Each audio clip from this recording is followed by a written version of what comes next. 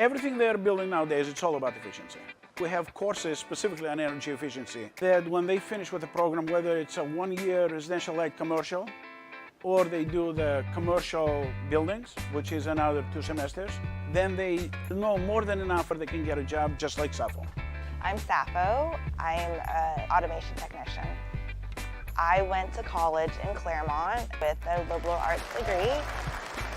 You were working for Pete's Coffee, right, that time? Right. I was in search of something more recession-proof.